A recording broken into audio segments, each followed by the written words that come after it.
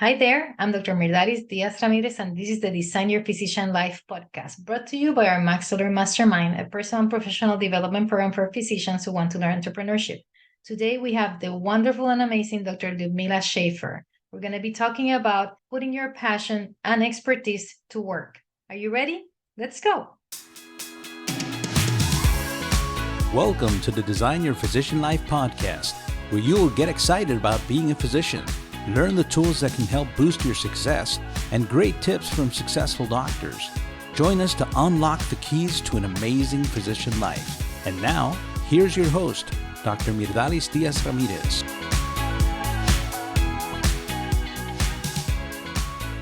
Hey guys, welcome to this episode of Design Your Physician Life podcast. We're very excited today. We have Dr. Liudmila Schafer here in the house. Thank you for being here with us today. Oh, it's my pleasure. Thank you very much for inviting. I know that you're super busy. We're going to go over all the things that you're doing, which are wonderful projects that you have. As we know, you're a board certified medical oncologist. You've been an associate professor of medicine and a TEDx speaker, which we're, very honored to have you here. You've been sharing your knowledge with others. You specialize in gastrointestinal malignancies, and you've been an advocate for this concept, which is called organic bravery, for the body and brain for better decision-making during unexpected obstacles. You are also an executive and business consultant, owner, and creator of your Dr. Connect Professional Corporation, which we'll discuss in a second.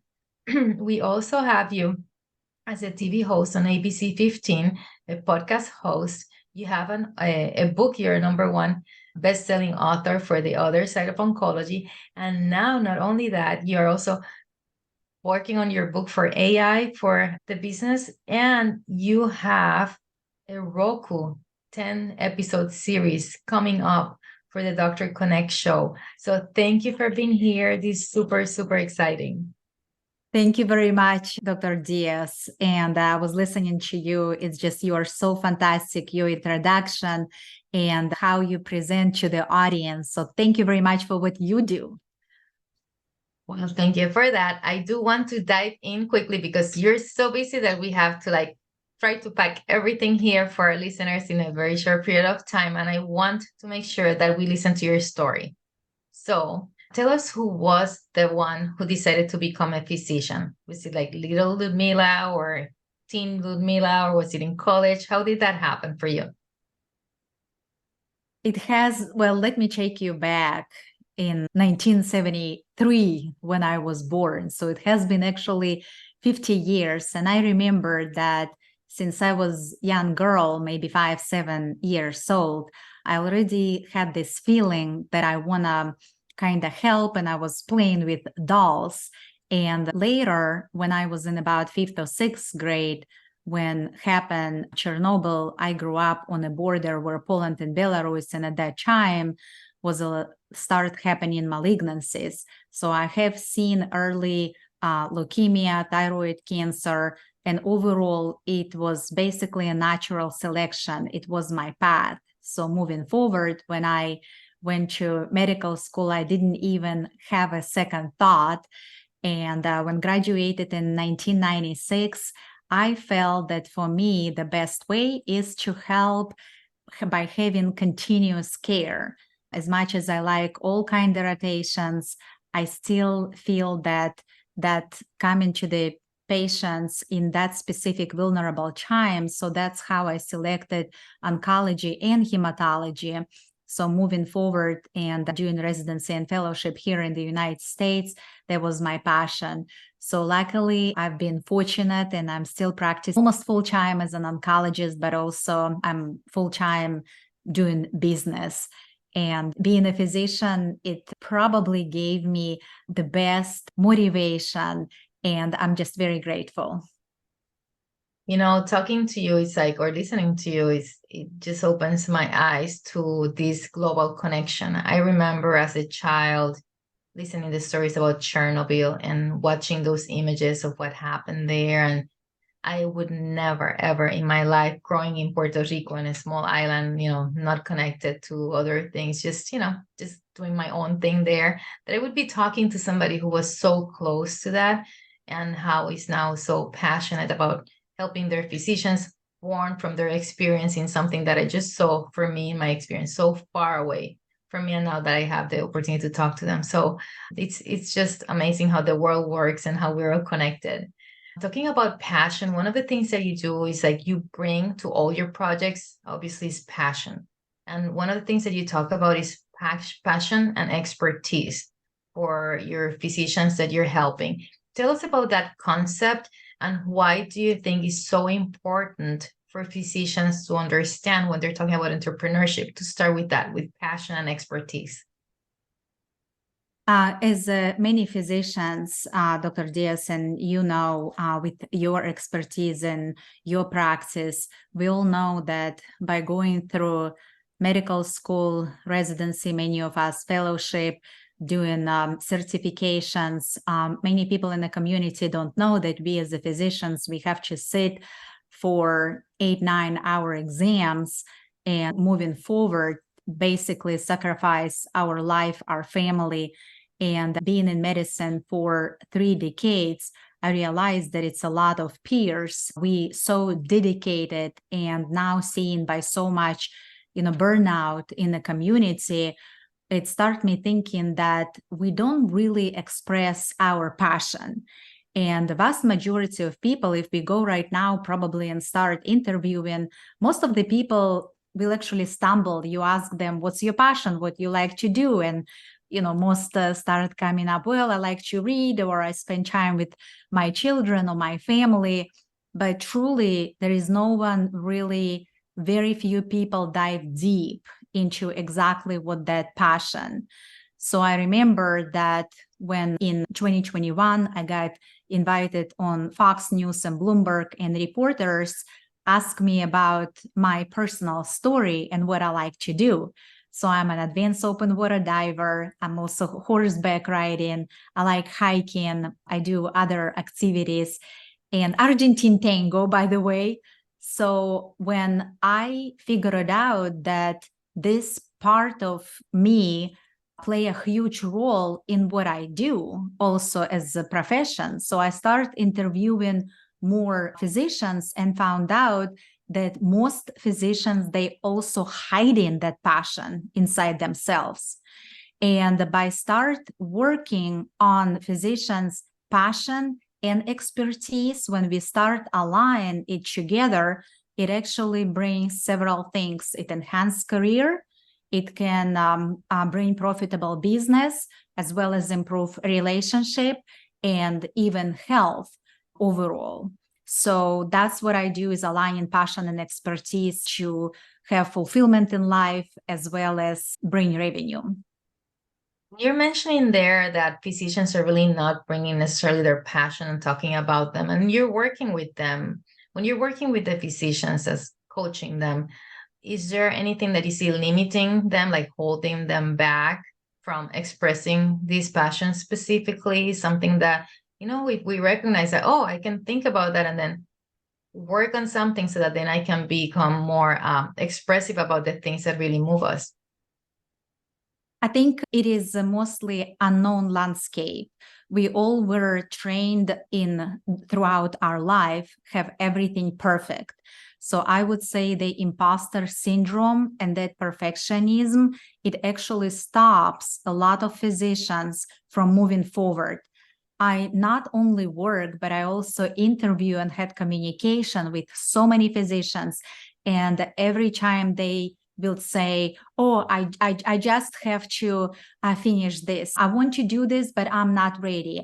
I can't be in front of the camera. I can't say this. So that limiting beliefs, imposter syndrome, it probably amplified in physicians way more than in other occupations or other community, because the community and public have so much expectations, and we have to meet all these standard marks, that the standard marks actually play huge block in physician development outside the medical expertise, which harm the personal relationship, finances, and basically what they say is just not ready. It's always what I call excuse, is a perpetual miracle magic myth, because this is truly myth that we create for ourselves. Yeah, and we see it a lot. We see it a lot amongst ourselves. And we also, you and me have been talking a little bit longer than other physicians, you more than I have been. And then physicians might come, oh, you're when you're on camera, you're doing this so smoothly or so quickly, or this looks this way or that way. And I wish I could do the same. It's like, yeah, you know what? You can do the same. Liudmila has done it, Myrdalis has done it. So you can do the same. The thing is that it's culturally, we've been growing in these systems that if something bad happens, if you're not so ready and so perfect, something will be significantly greatly bad. The outcome for the patients in our case is something that we're very protective of. As an anesthesiologist, I remember having plan A, plan B, plan C, plan D, before going to the OR. So many times, I'm not going to have anything done unless I have all those plans. And because I don't have, or I have not taken the time to really explore what that would take, regardless of my passion, I haven't really acquired the knowledge or the expertise. That's a new area for me. I won't touch it.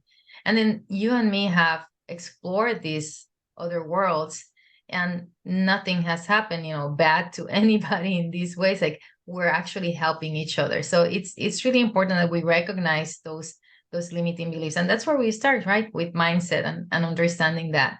I do want to move on a little bit, shift our conversation to something that's very special, because I think that we have a lot of things as physicians we must know about our limiting beliefs and entrepreneurship.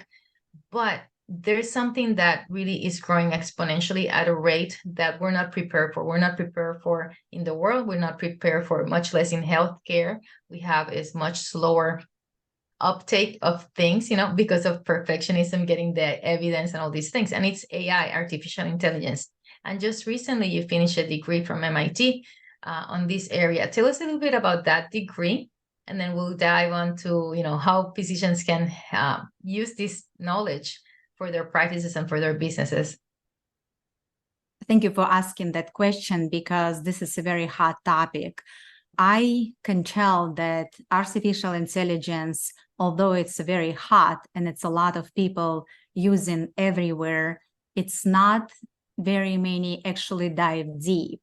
I was listening a while ago, someone that doesn't has really expertise in the medical field went in Fox News and was speaking about how ChatGPT can tell much better information than the doctor and more accurate. And it really struck me that so I search about that person, and they don't have that degree, they don't have that education, but yet the physicians who are very well versed, and we know exactly how to deliver that. And, in anesthesiology, exactly what is, risk, what's benefit, how we explain to the patients. The same in my field as a medical oncologist, a lot based on statistics, and yet someone without degree education can go on a major media, teach about AI, and tell, basically trash the doctors and tell how better ChatGPT. So that's why it made me step into taking specific course, and we want to unite as a physician. So then we use our expertise and teach community in the right direction.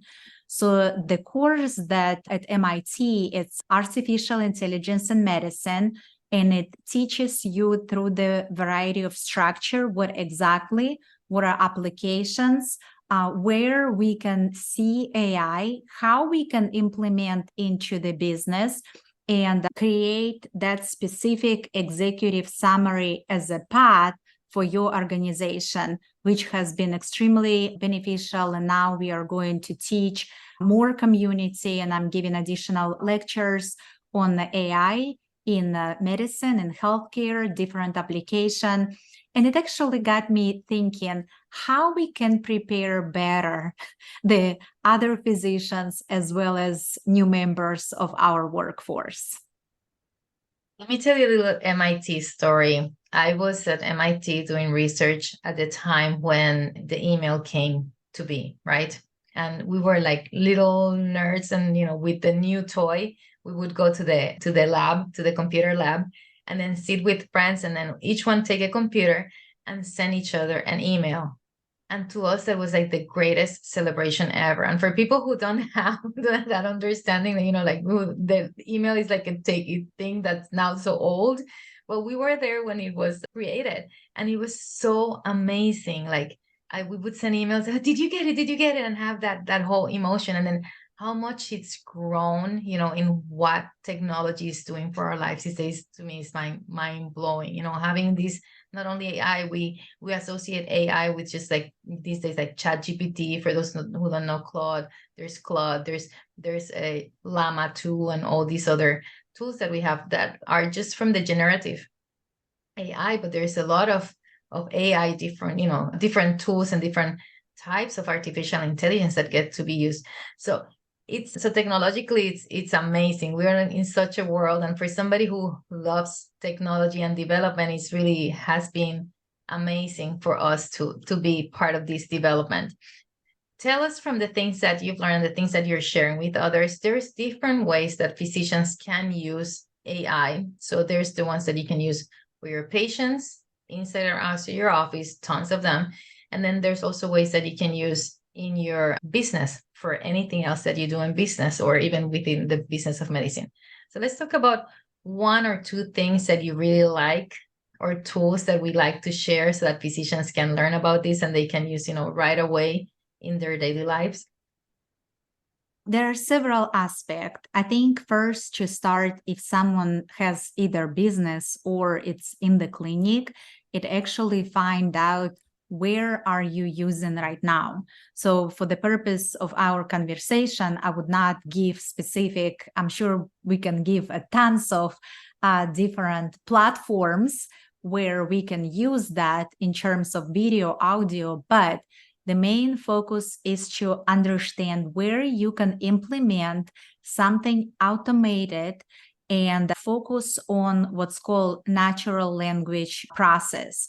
So we use and we communicate in verbally, like you and I do, or through writing or text. So that's specific communication and translation, and that's where we use ChatGPT. So first, find out what can you automate and what task you can actually substitute. Would it be, for example, in business, certain customer relationship database that everything does automatically, or it would be in your practice that someone does, repetitive calls. Like I know for prior authorization, actually yesterday, my nurse was trying to schedule echo and she was 25 minutes on hold. So things like this, we probably can automate. Second, we also use in a variety what's called, machine learning. And interesting that it actually, I believe maybe it's 1995 or 1996, it's been a long time ago, when actually the first kind of robot machine went, I think, east to coast. And now, almost 30 years later, we just now seeing, those vehicles. So what can we do? And those machines and robots, they could cost money in the hospital, or in our personal business. But we can identify what can actually be substitute that something repetitive, would be done. A lot of things that, we learn is also first, identify your current state. Second, where you can automate, would it be scheduling, would be something through clinical trials or data management, or maybe simplify terminology. It's a lot of complex terminology that we use for clients or for patients. So I would say first is to identify. Second, to find out where you can use either natural language process or maybe something automated. People have a different business. Some repetitive task can be done by machine. But we also have to remember that a lot of things, for example, like critical thinking, we still need human. So that's, I would say, my several intakes. So what has been your experience in implementing these changes where you are, from the time that you learn about these tools, in which ways you were talking about how it could potentially help you with a prior authorization? In your experience, have you had something that you say, what, we did, this has brought amazing change to our practice or your business? Yeah, I would say, because I am employed, so I cannot speak a lot about the practice, but specifically for the business, for the clients, so I do use automated, and I substituted where actually the automated system for checking clients, then scheduling, and then identifying when to follow up. So a lot of things is created where automated intake, follow-up, and follow-up. Like we created the calendars, but this is a system that actually alert when is the next follow-up. So that automated most of it use. Now we do use also voice recognition and modification, and I won't mention the special platforms, but most of it I use through the voice and text. That has been also automated, and it made a significant change. In terms of the medicine and oncology, of course, we use a lot of databases for clinical trials, and I'm sure each specialty would be creating and see what they can use. Like in our situation in oncology, with a lot of new biomarkers, and there are a lot of new targeted agents, and we use AI where it matches those biomarkers with clinical trials, and eventually, hopefully, that will amplify and actually makes easier for the patients. So I would say the main is to sit down and first create your summary where could be used, where repetitive task, and then identify per your specialty. And I also recommend join a communities. So when we join in communities, we share ideas. And that's exactly what you do on this podcast, actually spreading this information and creating new ideas. This is something that's very important that I see, we've talked about it before in terms of physicians who are not involved on artificial intelligence right now. They should be involved, because right now that's something that we must do. And joining the community, and you can be part of your community in artificial intelligence as a user. You can be part as an educator. You can be part of a community for artificial intelligence as an influencer. And when you're influencing that, you can influence the way that artificial intelligence is developed, because many of these companies, as you said, you talked about somebody who has no experience in medicine, yet they're talking about as an expert on TV, national TV. And that's what inspired you to get that course done. But as physicians, if we feel that that's not what is correct, because we are the best advocates for our patients that we know of right now, a machine, yes, we will have the knowledge, but as you say, the clinical discernment of what's wrong and what's right, that historically has come from us. We can help the system. So when you're joining the communities, you can not only join a community of somebody where you're absorbing information, but you can contribute. And as I understand, there's many companies who are in the creating part of these systems who are urging, looking for physicians to come and join them and guide them, not only for a specific design, but also through the whole thing. Is this something that we should be doing? Is this something that will be useful? Because maybe what the tool that they're doing is already something, could be done much simpler. Or how is it going to be implemented in the clinic? Is it going to really influence and in a positive way the workflow or the patient outcome? Or is it going to be accepted by medical insurances? Which ways? We all know, because we have the experience of doing these things, and we can collaborate, be an influencer and a collaborator for these companies in creating these products that are really going to be affecting healthcare, the way that we live, for anybody and everybody, regardless of our way of living. So when you see a physician going back about, to limiting beliefs, right? and talking about passion and talking about expertise and trying to bring all these together for the world of AI. Is there something that you can think of that would keep right now a physician from being involved in AI? So do you mean to keep physicians being involved in any way, shape, or form on artificial intelligence, from the ones, with our limiting beliefs of perfectionism or imposter syndrome? So the mostly for physicians, I would say it's important that we as the leaders in the community step right now and overcome this, because there are a lot of other people who don't have that much expertise take over the market. And we are losing this time to be pioneers. And not only that, but also put community in the right path.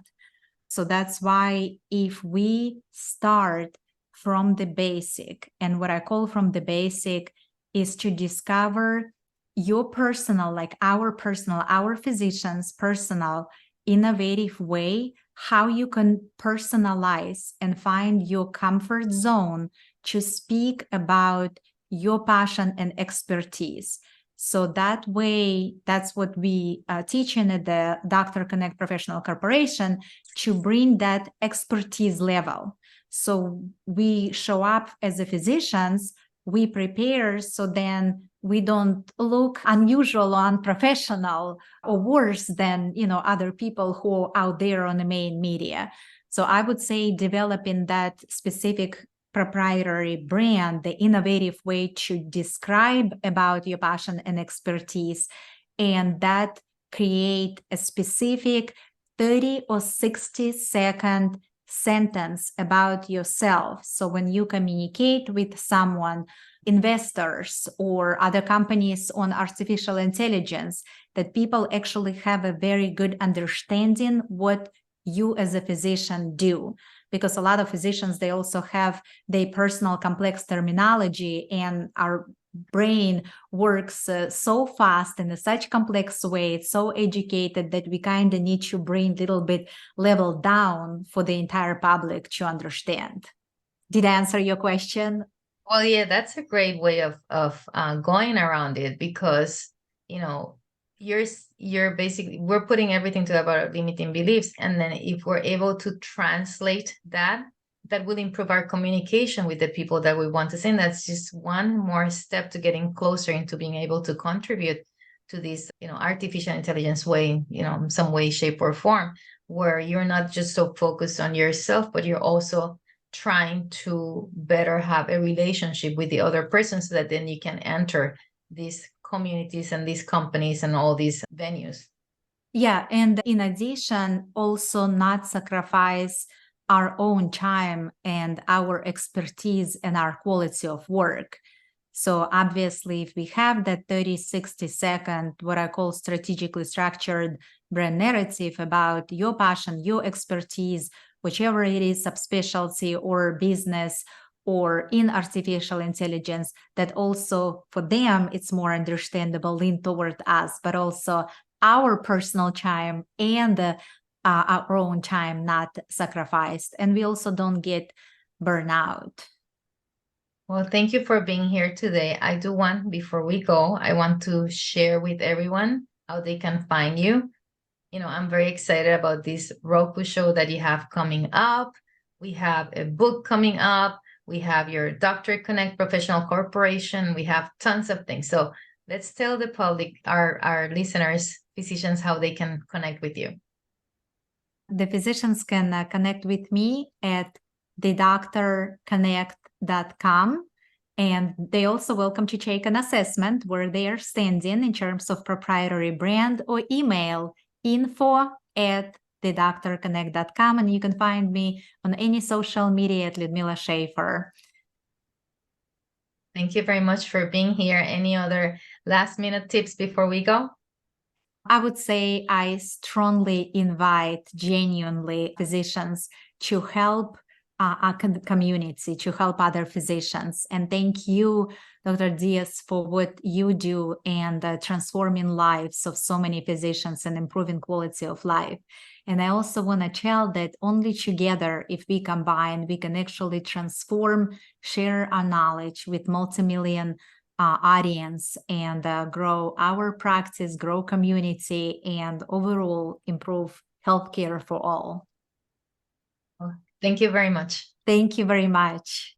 Well, guys, I hope that you learned a lot today with Dr. Liudmila Schafer and that you enjoy our podcast. If you want to learn more about Dr. Liudmila Schafer, you can find her at thedoctorconnect.com. I hope that you shared this podcast. Please check our website, maxallure.com, MAXALLURE. Also, our YouTube channel, Maxallure Mastermind. Subscribe, give us 5 stars, share with everybody, and we'll see you next time. Thanks. Bye.